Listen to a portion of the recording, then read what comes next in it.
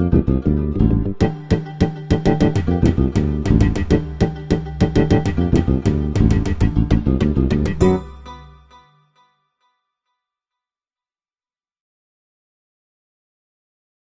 1400 élèves et 140 enseignants participeront aux Journées de la civilisation de l'histoire et de la culture valdôtaine organisées à l'intention des écoles de la région pour revitaliser la connaissance de la civilisation valdôtaine et la diffusion de pratiques éducatives sur ce sujet. Le programme de l'initiative a été présenté par l'assesseur à l'éducation et la culture Joël Farco, par le surintendant aux écoles Giovanna Sampietro et par des membres du groupe de travail ayant collaboré à sa réalisation, à savoir Cristina Delapierre, Antonella Dallù, Luca Raiteri, Omar Borretta et Raffaella Luciana. La période homologante dans laquelle nous sommes insérés, il est tout à fait important, sinon fondamental, de préserver ce que c'est notre patrimoine matériel et immatériel. Et je crois qu'à travers l'organisation de ces journées de la civilisation, de l'histoire et de la culture valdôtaine, on va toucher un petit peu tout ce qu'est l'identité valdôtaine à travers les siècles. Nous touchons du côté de la préhistoire jusqu'à nos jours, en touchant plus ou moins tous les degrés des écoles, et donc en concernant tous les élèves, je crois 1400 élèves et 140 enseignants.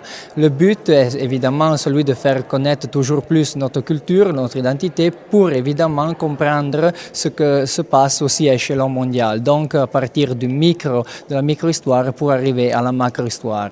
Évidemment, l'identité d'un peuple, pour maintenir l'identité d'un peuple, est fondamental de la préserver, mais on doit aussi évidemment faire un regard sur le passé pour regarder au futur.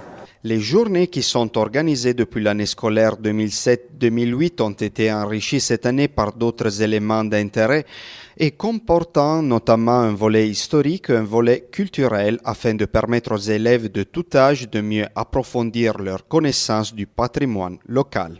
Notre but, notre espoir, c'est que les élèves qui auront la possibilité de connaître d'une façon un peu plus approfondie et surtout d'une façon techniquement très sérieuse la qualité, les caractéristiques du patrimoine matériel et immatériel du Val d'Aoste, peuvent retrouver un peu d'orgueil, de satisfaction, de joie d'être nés dans un endroit qui est très beau, mais qui est aussi très riche en culture et en patrimoine architectural.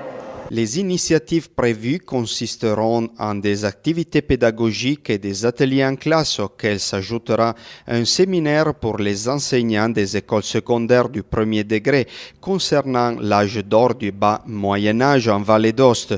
Le programme débutera au mois d'avril avec les ateliers organisés à l'intention des écoles primaires au musée archéologique régional, mais la plupart des activités se dérouleront du 3 au 6 juin pour apporter aux élèves et aux enseignants un complément intéressant au programme scolaire. Travaillera sur l'étude du milieu, de l'histoire du Val d'Aoste à travers des activités pratiques, des leçons interactives à partir de documents historiques, de pièces archéologiques qui permettent aux enfants de construire des connaissances sur l'histoire locale.